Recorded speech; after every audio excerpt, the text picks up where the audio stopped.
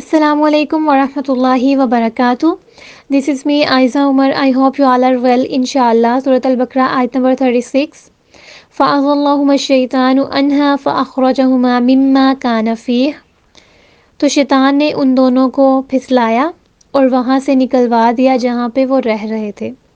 آدم اور حوا علیہ السلام کہاں پہ رہتے تھے؟ جنت میں۔ لیکن شیطان نے جو مشن بنایا تھا اپنا کہ جہاں سے مجھے نکلوایا گیا ہے وہاں سے میں بھی ان کو نکالوں گا، اور اسے اپنا مشن پورا کرنا تھا۔ اب بات یہ ہے کہ شیطان نے ان کو کیسے نکالا۔ صحابہ کرام نے اور جو کہ علماء کرام کے پوائنٹ آف ویو سے یہ بات ہے کہ شیطان نے براہ راست آدم اور حوا علیہ السلام کے سامنے آ کے ان کو بہکایا تھا، اور قرآن کی ایک آیت سے ہمیں پتہ چلتا ہے کہ شیطان نے ان کے دل میں وسوسے ڈالے تھے۔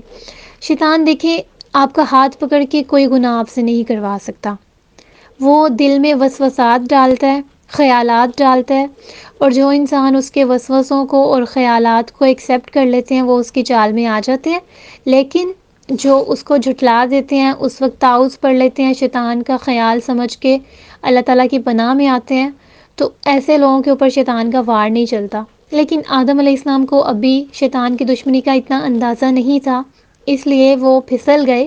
انہوں نے قصداً ایسا کچھ نہیں کیا تھا، یعنی جان بوجھ کے انہوں نے کچھ نہیں کیا تھا، وہ شیطان کے ٹریپ میں آ گئے تھے کیونکہ اس کے ٹریپ کو بھی جانتے نہیں تھے۔ اس حوالے سے سورۃ الاعراف آیت نمبر 20 اور 21 میں ہمیں پتہ چلتا ہے کہ اس نے کیا باتیں کی تھی۔ کہنے لگا کہ تمہارے رب نے تم دونوں کو اس درخت سے نہیں روکا، مگر اس لیے روکا ہے کہ تمہیں کہیں فرشتہ نہ بن جاؤ، یعنی تم اگر اس کو کھا لو گے تو تم فرشتے بن جاؤ گے اور تم ہمیشہ رہنے والوں میں سے ہو جاؤ گے۔ یعنی ایک تو اس نے ان کو فرشتے بننے کا لالچ دیا، دوسرا ہمیشہ کی زندگی کا لالچ دیا، اور پھر یہ بھی کہ تم ہمیشہ ہمیشہ کے لیے اسی جنت میں رہو گے۔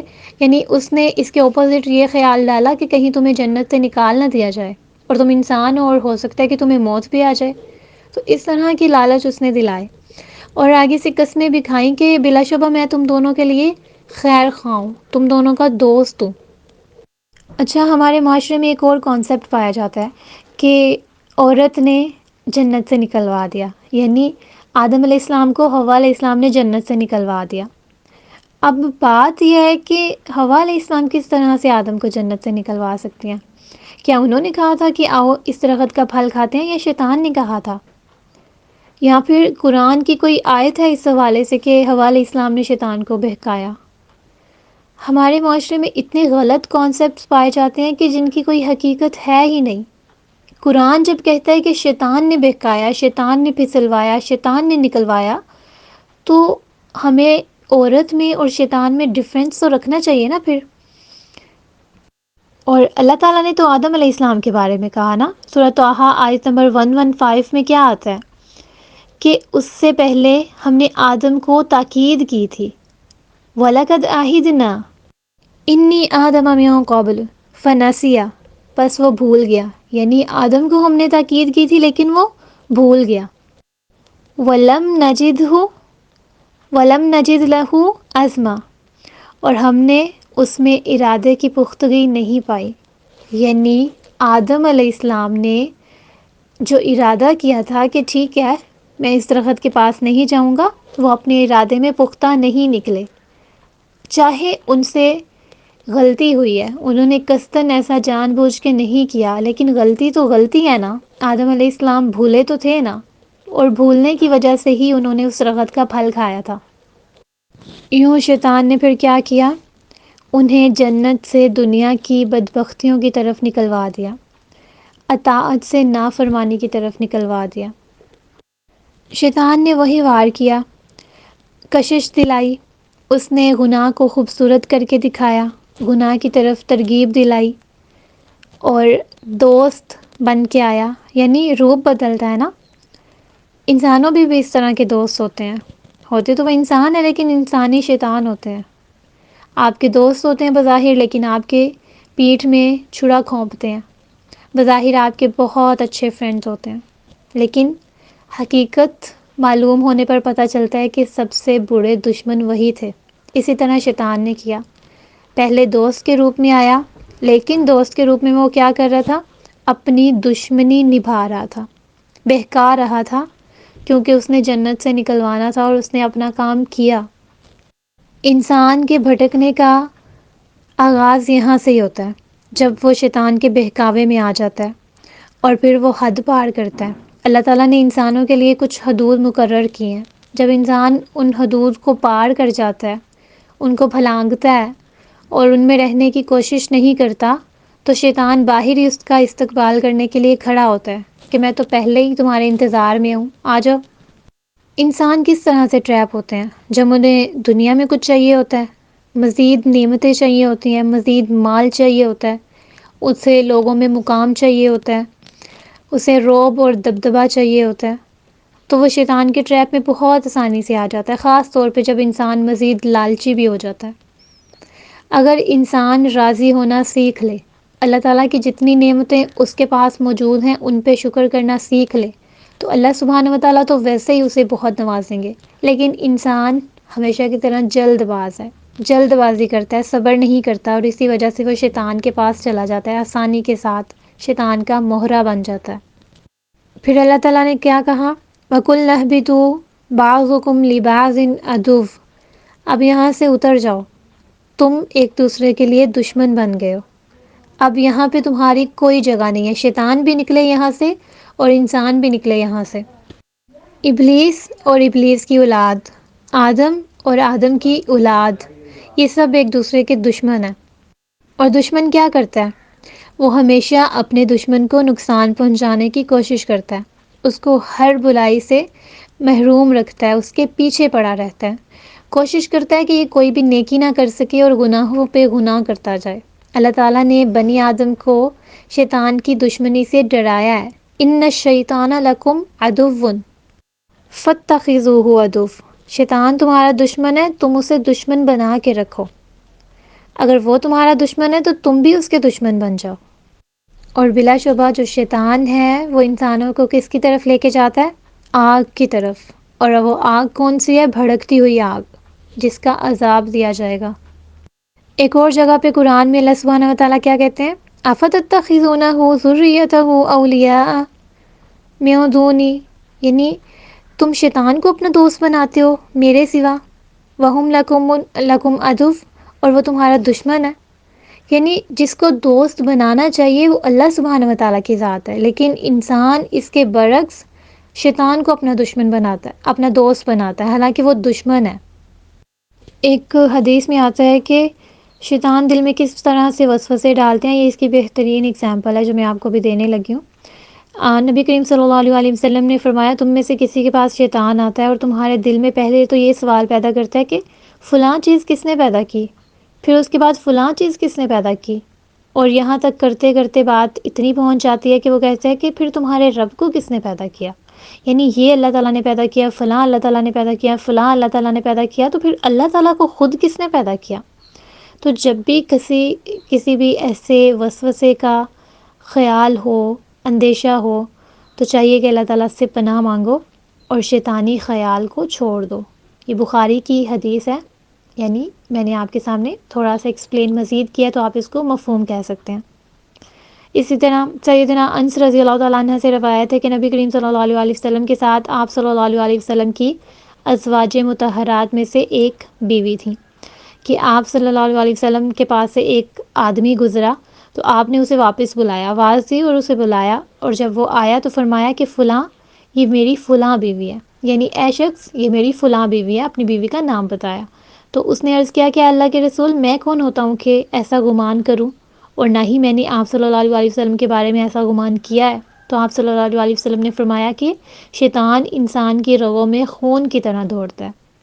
یعنی نبی کریم صلی اللہ علیہ وسلم کہیں جا رہے تھے اور ان کے ساتھ ان کی ایک بیوی تھی، پاس سے ایک آدمی گزرا اور نبی کریم صلی اللہ علیہ وسلم نے اسے واپس بلا کے وضاحت اس لیے دی کہ وہ آدمی یہ نہ سمجھے کہ آپ کے ساتھ کوئی غیر عورت ہے اور آپ نعوذ باللہ کسی غلط ارادے کے ساتھ جا رہے ہیں۔ تو وضاحت کس لیے دی کہ شیطان ان کے دل میں وسوسہ ڈال سکتا تھا، ہو سکتا تھا کہ وہ شخص کسی کو جا کے کہتا کہ نبی کریم صلی اللہ علیہ وسلم کسی عورت کے ساتھ جا رہے تھے، اور یہ بات ایسے پھیلتی اور شیطان اس کو اتنا غلط طریقے سے بیان کرتا کہ معاشرے میں ایک فساد کھڑا ہو سکتا تھا کہ نبی کریم صلی اللہ علیہ وسلم کس کے ساتھ جا رہے تھے۔ تو اس طرح سے شیطان ہمیشہ غلط فہمیاں پیدا کرتا ہے، مس کنسیپشنز پیدا کرتا ہے انسانوں کے درمیان. اسی وجہ سے تو سب سے زیادہ فساد ہوتا ہے جب غلط فہمیاں ہوتی ہیں. تو جہاں آپ کے تعلقات ہوں، آپ کی رشتہ داریاں ہوں، آپ کے دوست احباب ہوں، وہاں آپ کو ہمیشہ اپنی پوزیشن کلیئر رکھنی چاہیے. شیطان کا ایک اور بہت بڑا وار ہے. پہلے وہ گناہ کرواتا ہے، انسان گناہ کر نہیں رہا ہوتا، لیکن گناہ کو اتنا اچھا بنا کے دیتا ہے، اتنی کلیریفیکیشنز دیتا ہے کہ انسان کو وہ گناہ لگتا ہی نہیں ہے. لیکن جیسے ہی وہ گناہ کروا لیتا ہے نا، انسان اس کے بہکاوے میں آتا ہے، اس کے وسوسے کو قبول کرتا ہے، اس کی چال کو نہیں سمجھتا، اس کے ٹریپ میں آ جاتا ہے، گناہ کر لیتا ہے. اس کے بعد فوراً سے اس کے اندر یہ احساس دلاتا ہے کہ تم نے اب گناہ کر لیا ہے. پہلے تو وہ گناہ لگ نہیں رہا ہوتا، آسان ہو جاتا ہے، جب کر لیا جاتا ہے تو پھر کہتے ہیں اب تم نے یہ گناہ کر لیا، یہ تو بہت بڑا گناہ ہے. اور پھر آہستہ آہستہ آہستہ آہستہ مزید گناہ کرواتا چلا جاتا ہے کہ چلو ایک ہو گیا، مزید ہو جاتا ہے، کوئی مسئلہ ہی نہیں ہے. انسان چھوٹے گناہوں سے بڑے گناہوں کی طرف لے جانے لگتا ہے. اور جب انسان گناہوں کی دلدل میں پھنس جاتا ہے تو اس کے بعد کیا کہتا ہے، اب تو تمہاری توبہ ہی قبول نہیں ہونی، تم نے تو بہت گناہ کر لیے، تم تو بہت گناہ گار ہو، اب تمہاری توبہ قبول نہیں ہو سکتی، کرو بھی تو کوئی فائدہ نہیں ہے. یہاں تک کہ انسان اتنا مایوس ہو جاتا ہے کہ وہ عبادات چھوڑ دیتا ہے، نمازیں پڑھنا چھوڑ دیتا ہے، صرف اس وجہ سے کہ اسے لگ رہا ہوتا ہے کہ میری نمازیں قبول نہیں ہونی. اور اس کے دل میں کیا بات ہوتی ہے کہ اللہ تعالیٰ مجھے اپنے سامنے دیکھنا ہی نہیں چاہتے. کہ اللہ تعالیٰ نے آپ کو کوئی کلیو دیا ہے کہ آپ کی عبادات اب قبول نہیں ہوں گی، یا پھر اللہ تعالیٰ نے آپ سے کہا ہے کہ آپ کی دعائیں قبول نہیں ہوں گی. کہاں لکھا ہے؟ قرآن کی کوئی ایک آیت بتا دے جہاں لکھا ہے کہ آپ کی دعائیں قبول نہیں ہو سکتی ہیں، اللہ تعالیٰ آپ کی توبہ قبول نہیں کریں گے. اللہ تعالیٰ تو کہتے ہیں گناہ کر کے آؤ میرے پاس، مجھے بنی آدم میں وہ لوگ پسند ہیں جو کہ گناہ گار ہیں. کون سے گناہ گار؟ جو کہ توبہ کرتے ہیں. جب اللہ تعالیٰ نے کہا ہے کہ جتنے مرضی گناہ لے کے آؤ، مجھے توبہ کرنے والے پسند ہیں، مجھے گناہ گار پسند ہیں، تو انسان کیوں سوچتا ہے کہ میری توبہ قبول نہیں ہوگی یا پھر میری دعائیں قبول نہیں ہوں گی؟ یعنی وہ گناہ بھی کرواتا ہے اور پھر گلٹ میں بھی ڈالتا ہے کہ اب تم نے گناہ کر لیے، اب کچھ نہیں ہو سکتا، اب تمہاری توبہ قبول نہیں ہو سکتی. یوں انسان پھر مزید بھٹک جاتا ہے اور وہ اللہ تعالیٰ کی مدد سے محروم ہو جاتا ہے، کیونکہ وہ اللہ کی ذات سے مایوس ہو چکا ہوتا ہے. ان ساری چیزوں کا ہمارے پاس کنکلیوژن کیا نکلتا ہے کہ دو صورتیں ہیں. دیکھیں، پہلی صورت یہ ہے کہ انسان اور شیطان کے درمیان جو جنگ جاری ہے وہ انسان کی ضمیر اور اس کے دل و دماغ کے میدانوں میں لڑی جاتی ہے. یعنی آسان جنگ نہیں ہے. انسان اپنے بیک وقت 3 چیزوں سے لڑ رہا ہوتا ہے، ضمیر سے، دل سے، دماغ سے. لیکن پختہ ارادے اور سچا علم رکھنے والے افراد اس میں کامیاب ہوتے ہیں. اور جو انسان اپنی خواہشات کے پیچھے بھاگتا ہے اس پہ شیطان ہمیشہ غالب آ جاتا ہے. دوسری صورت کیا ہے کہ آدم علیہ السلام کو اللہ تعالیٰ نے فرشتوں اور ابلیس کے درمیان کھڑا کیا تھا، سجدے کا حکم دیا، اور اس وجہ سے کشمکش کا آغاز ہوا. یعنی حق کی دعوت دینے والا بھی ایک آدم ہی ہوتا ہے. دوسرے انسانوں کو اس کے سامنے جھکنا ہوتا ہے. جھکنا لائک سجدہ نہیں، بلکہ اس کی باتوں کو ماننا ہوتا ہے. وہ جو کہہ رہا ہے اس کے احکامات کو سنیں، دیکھیں کہ وہ اللہ تعالیٰ کی طرف سے اگر پیغام لایا ہے تو اس کو ماننا ہے، اپنی ہر صورت ماننا ہے. لیکن جو تکبر کرے گا یا حسد کرے گا وہ نہیں جھکے گا، وہ ابلیس کی پیروی کرے گا، اور یہاں سے ہی کشمکش کا آغاز ہو جائے گا. انکار صرف انکار نہیں رہتا، پھر انکار جو ہے وہ مخالفت میں بدلتا ہے، مخالفت رکاوٹ میں بدلتی ہے، اور رکاوٹیں انتقام میں بدل جاتی ہیں. پھر ہجرتیں ہوتی ہیں، پھر جہاد ہوتا ہے، اور آج بھی یہ کشمکش جاری ہے. یعنی آج کے دور میں ہتھیاروں سے جنگ نہیں ہوتی، اور بہت سارے طریقے ہیں. اسی طرح سے ایک دوسرے کی مخالفت کی جاتی ہے، ایک دوسرے کے خلاف جایا جاتا ہے، اور بہت سارے ایمان والے بھی غلط روش کو اختیار کر جاتے ہیں.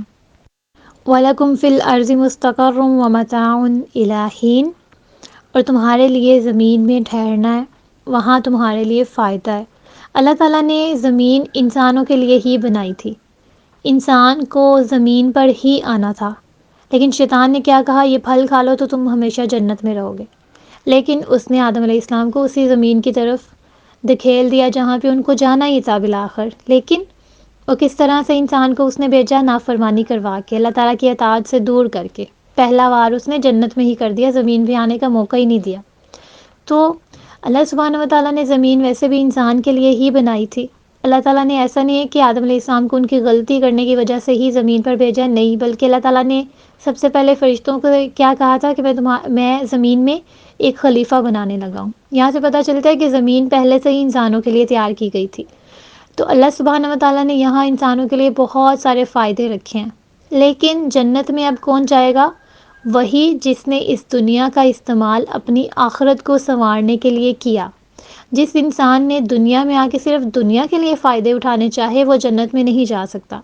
اب یہاں سے وہاں پر وہی جائے گا جس نے اس کو پانے کی کوشش کی ہوگی۔ جزاکم اللہ خیرا۔